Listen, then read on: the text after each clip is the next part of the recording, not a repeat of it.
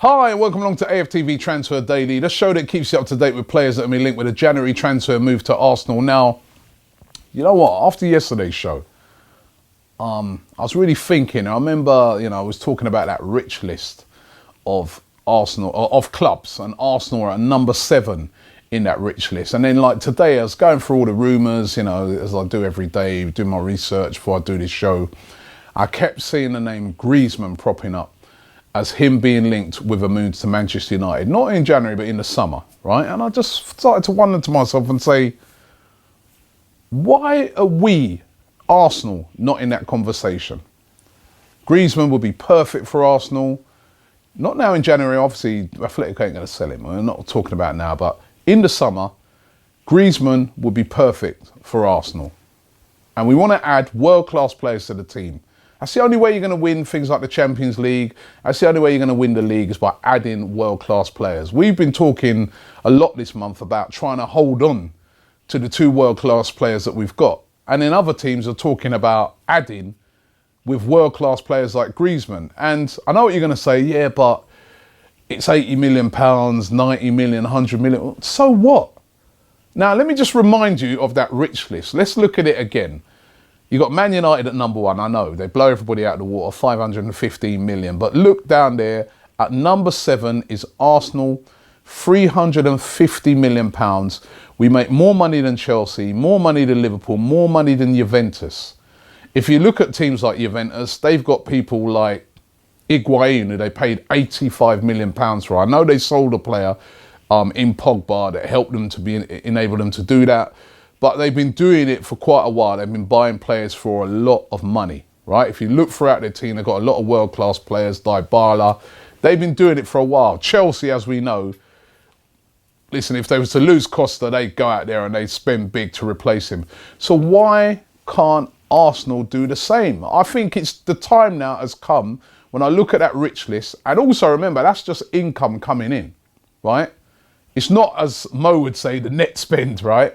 Where if you actually look at Arsenal, the way we've managed things, the way we've done transfers and that, profit, actual real profit-wise, we're probably making a lot more than some of those clubs.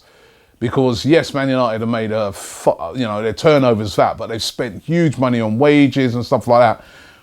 We don't even want to pay the top dollar in wages. Now, I think that for Arsenal to really start competing, and not just be in that rich list, but to punch like we're in that rich list, we need to start spending the money that we have. Our fans pay top dollar.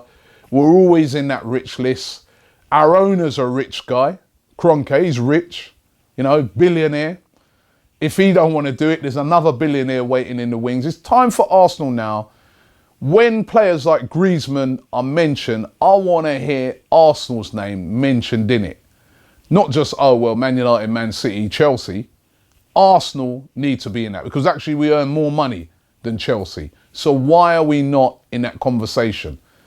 I know Abramovich backs up, Chelsea.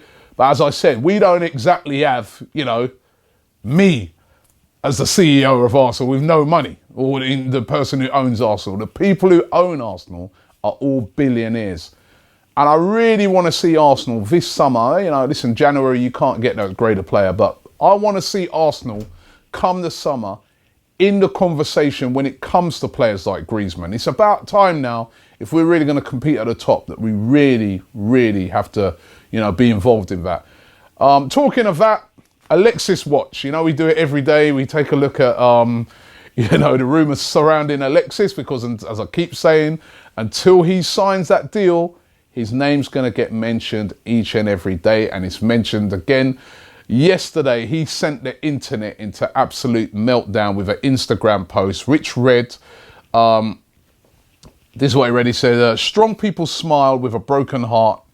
They cry with the doors closed and fight battles that no one knows.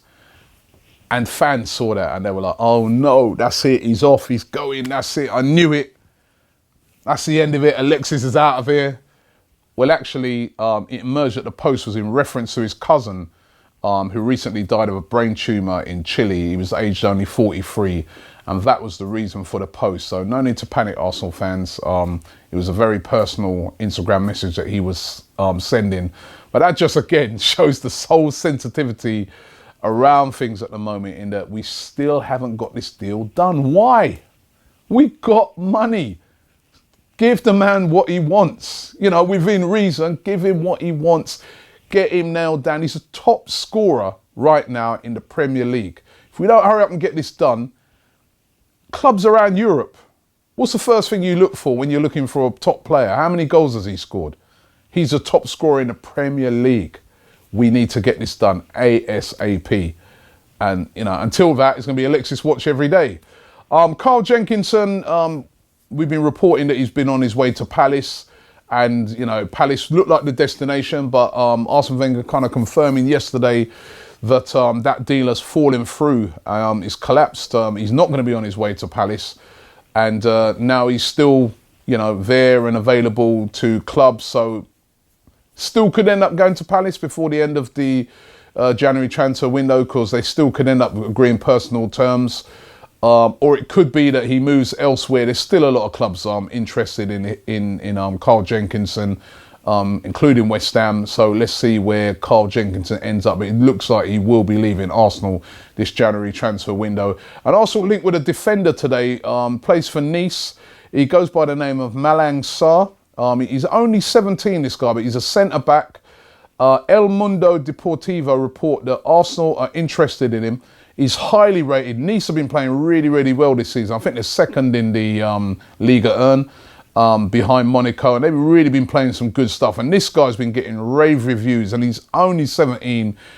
He's supposed to be mature beyond his years, and a guy that a lot of clubs are looking at, including Arsenal. So keep an eye out for that one, Malang Sarr.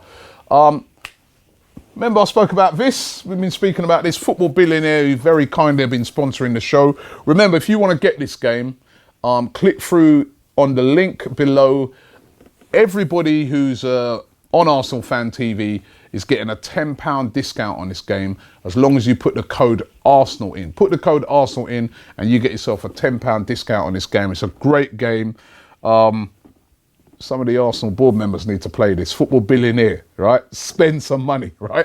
Right. So it's a great game. You can get it. But remember, we've been doing this competition where I said, you know, send in your video of, you know, who you think we should buy. Got loads yesterday, some great ones. Here are some more. Check them out. The next significant step for Arsenal Football Club is to sign a director of football. I think we should sign Upamecano from Red Bull Salzburg because I think he's very versatile. Let's tie down Alexis and Mesut Ozil and sign left back like Ricardo Rodriguez. That's it, I guess. I think we should sign Payet because he's available and he's a creative midfielder that we need. Robbie, I really feel we need a quicker defensive midfielder than Coquelin. Someone can go box to box really quickly and complement Xhaka's composure. Thanks, mate. My name's Derek.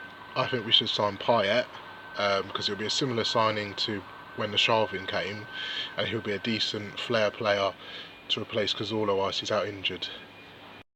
I think a player Arsenal should sign this transfer window. I'm not sure of his availability, but his name is Daniel Parejo. He's 27 years old. He's a centre mid that can play either a defensive or an attacking role, which makes him look more than suitable to fill in for Sani Cazorla. Hey Robbie, this is Dane from Brooklyn. I think Arsenal should go out and sign Yunus Belhanda or Johannes Geis from Schalke. Give someone like Payet to be very useful for Arsenal. He can fill that role of Sani Cazorla, and I think Wenger needs to go for him.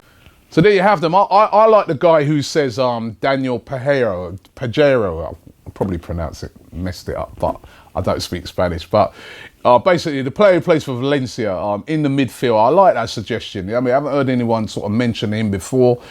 He is a decent player.